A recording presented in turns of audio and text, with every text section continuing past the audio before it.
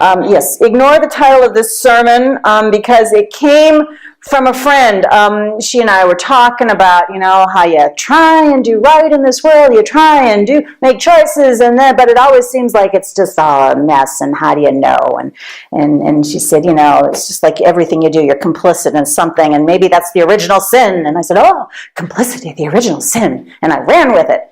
But I don't believe it. I don't believe that complicity is the original sin, because I don't believe that there's such a thing as original sin. Fine point. Because, yeah, because as I see it, there's nothing that simple. There's nothing that clear. Yes, I believe that there is sin. But I go back and I use the old word and I translate that as missing the mark. You're trying to abide, you're trying to make it, and you miss the mark.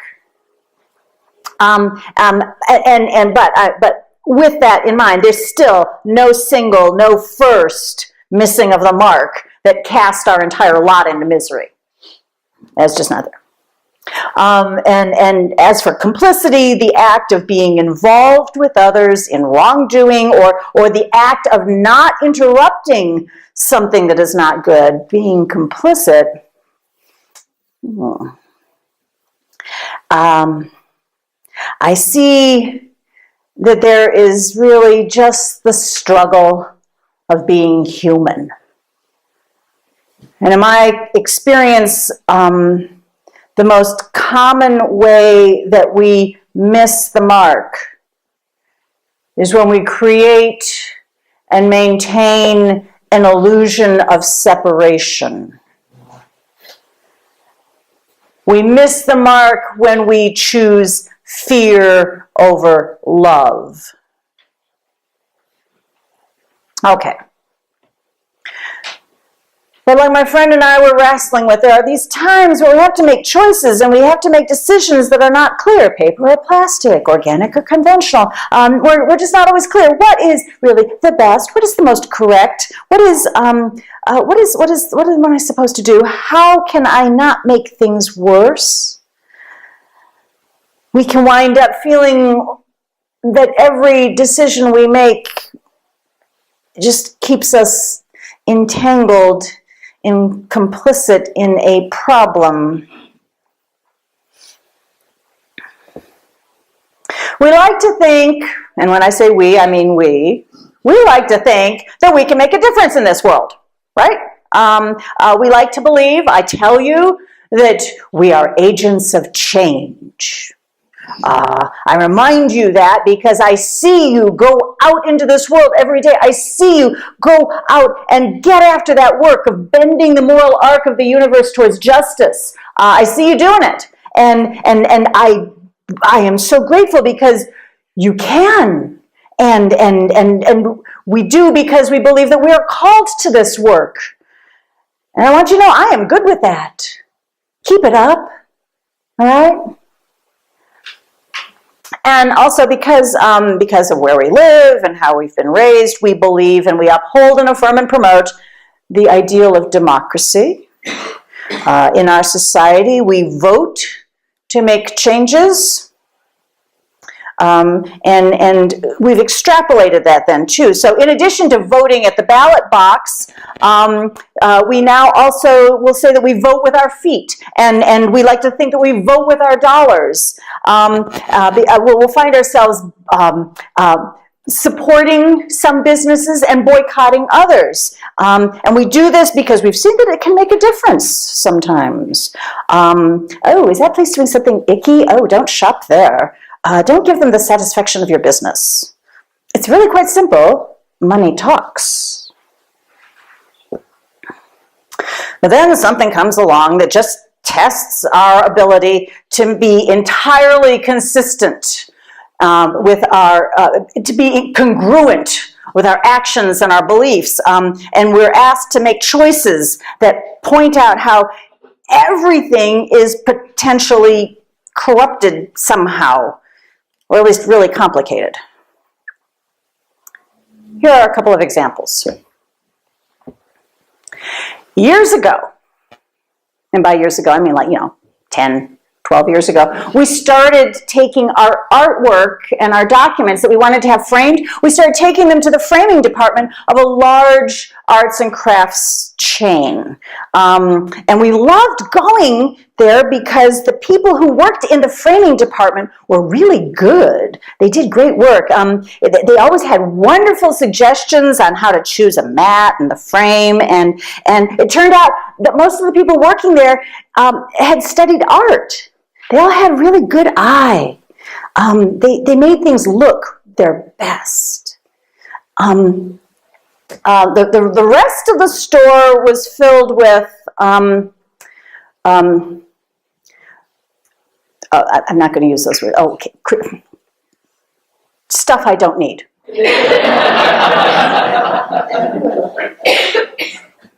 Let's be nice. This can be videotaped. Stuff I don't need or want. And so I would just walk past all of that to get to the framing department. And after we had been happily doing business with these people for several years, we began to hear awful things. We began to hear that the man who owned that chain of stores had really obnoxious employee policies that he was basing and justifying upon his religious values. Are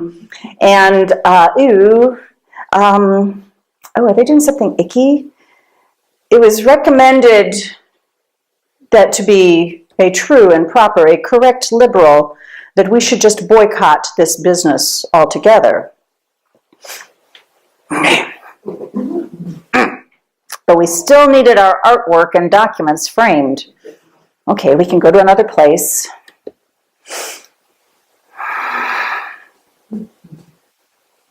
I chose to go and learn a little bit more. I went back to the frame department. I started talking with the people who worked there. I asked them, what do they think about their employees' policies? Turns out they were happy working there. Some of them had been there for 15 years or longer, which in retail is almost never heard of. They loved knowing that they would always have Sundays off. Again, in retail, it's really hard to get that kind of schedule. They said, actually, the insurance was pretty decent. Okay, so it didn't cover birth control, but it did cover the cancer that one of them had developed. They were always really happy to see us coming. We all learned each other's names. It had become a relationship, not just a financial transaction. It was together. We were creating. We were adding beauty in this world together. I called my friend Susan. I hope you get to meet her. I've lured her up here. Hopefully she'll show up someday. She's a retired judge and a minister. She is very wise. She's very funny. And she is very direct. In her career, in her life, she's had to make many, many difficult decisions. So I asked her, how do you handle the conflict between your ethics, your core commitments, and the mess of this world? How do you do that? And she explained that for non-legal decisions, she uses a litmus test of sorts. She looks at the decision and she says, does he, she, it, they, does it, he, she, it, they feed my soul? And if it, he, she, it, they, does, she does it. And if he, she, it, they does not, she doesn't.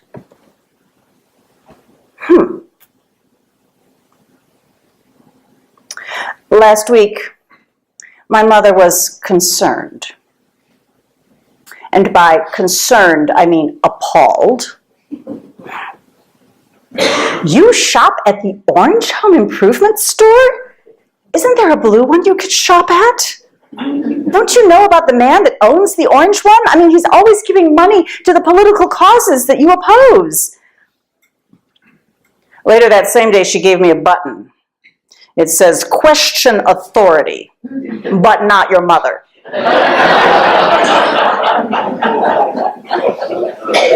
She keeps me in line.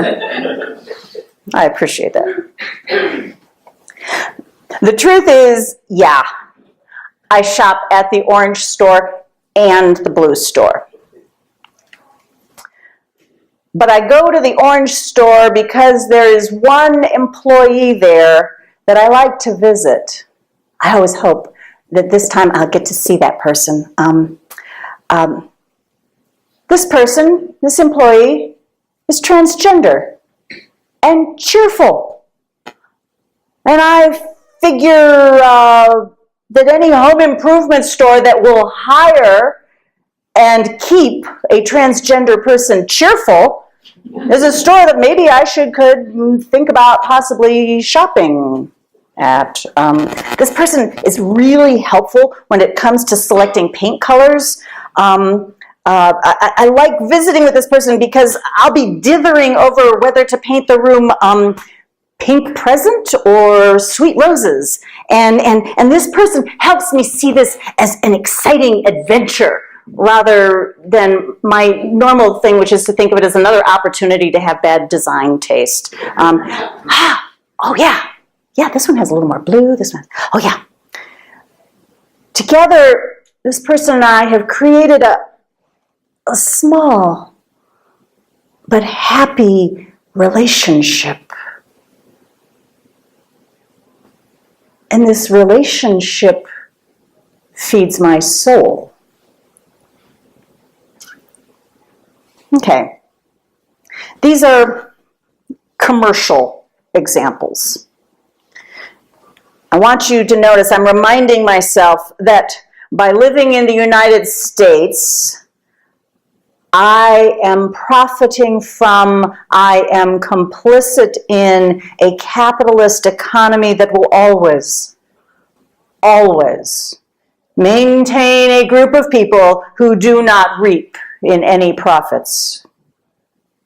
I need to remind myself that I am soaking in a culture of consumption that tells me that my consuming is good and vital. It is how I must best interact with my world. It tells me that what I buy, what I consume, is more important than my relationships. I have to remind myself this because it is so pervasive that it's hard to be aware that maybe it is a problem. It's like asking a fish, tell me about water. It's like that old commercial, dishwashing liquid? Oh, you're soaking in it. I need to remind myself of that sometimes. I drive a Prius to reduce fossil fuel consumption, and I am attempting to recycle, and I strive not to waste water. But by simply living in Texas, I am complicit in a system that earns a great deal of money by extracting and burning oil and gas from the earth. My college education at the University of Texas at Austin was heavily, subsidized by the burning of fossil fuels. That's a complicity I must acknowledge. I'm better informed. Our planet is warmer. How do I reconcile this truth how do I reconcile? How do I become congruent with my highest commitments to leave this world no worse than I find it? Okay, so I drive a Prius and I dry my clothes out on the clothesline and I'm attempting to reduce my carbon footprint, not to negate my existence, but in resistance. Resistance to that imperative to consume. As I see it, drying my towels on the clothesline means the terrorists have not yet won.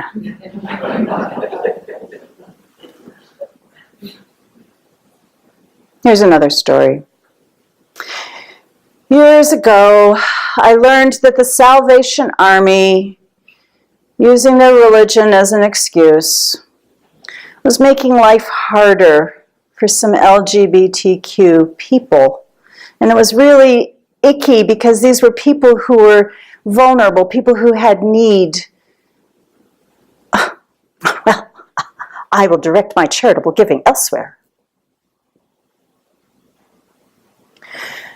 Then I started watching some friends of ours. A family was struggling as one of their young adult children spun off into a terrible cycle of addiction. And these people, these parents, did everything they could to try and help their child. And they, the expensive private rehabilitation facilities, the therapy, they mortgaged the family home. They tried over and over for their grown child, and he simply fell deeper and deeper into addiction. Finally, they had nothing left. They had no more resources. And shortly after that point, 2-3 years, he wound up in a facility run by the Salvation Army. The Salvation Army took him in. They housed his body while his system detoxed. They kept taking care of him as he committed himself to becoming clean and sober. He's doing better now. His parents are able to breathe a little more easily. So how can I write off the Sally? That's what they call Salvation Army, the Sally. How can I write off the Sally when they have saved someone I know? Okay, yeah, they have harmed some others maybe, but I know someone they saved, someone who would have died. This tension, it's no longer an either or. It's a both and understanding. Recently, someone pointed out that either or thinking is a symptom of white supremacy culture. And I'm going to have to look at that one. All I know now is I can't quite so easily reject their work. I can't say that the Salvation Army feeds my soul, but at this point I cannot discourage anyone else from being in relationship with the Salvation Army because it's complex, because relationship. So I talked with Susan, my wise friend Susan, about all of this. And she laughed. She said, oh yeah, we're all complicit in something evil. The best thing to do is to find the least harmful and joyful solution. Ooh, joyful. She told me how she had really boggled at working with some at-risk youth. And where she was working, they had to employ a method they called harm reduction. And it used to boggle her brilliant brain, because for some of the people that she was working with, the harm reduction translated into she had to redirect them, encourage them to use heroin instead of crystal meth, because the heroin was less harmful than the crystal meth. Harm reduction.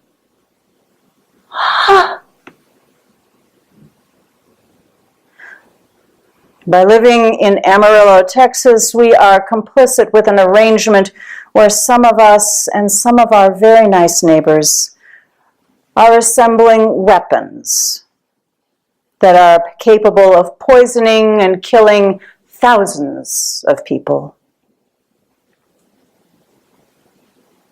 We're all just people who need to earn a living, so we don't really discuss the problematics of Pantex.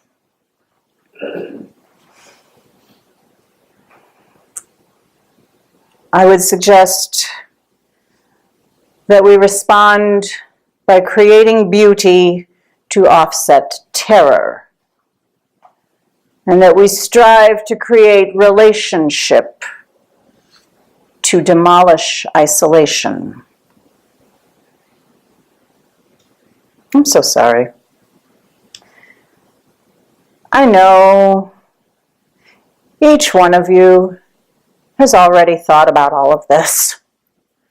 Each one of us is finding ways to resist injustice and interrupt consumerism, which is why next Sunday's sermon is going to be about the basics of resistance. Okay? If you have any good suggestions, please bring them to me, because I'm going to write some.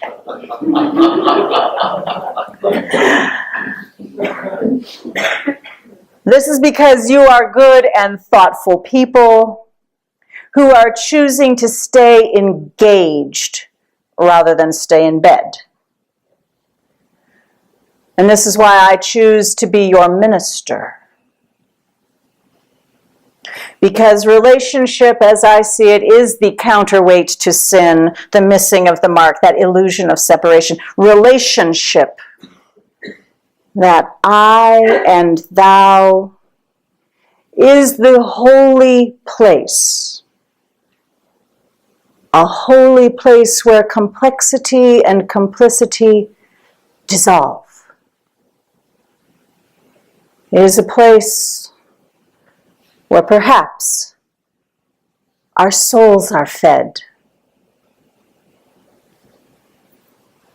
May it be so, and blessed be.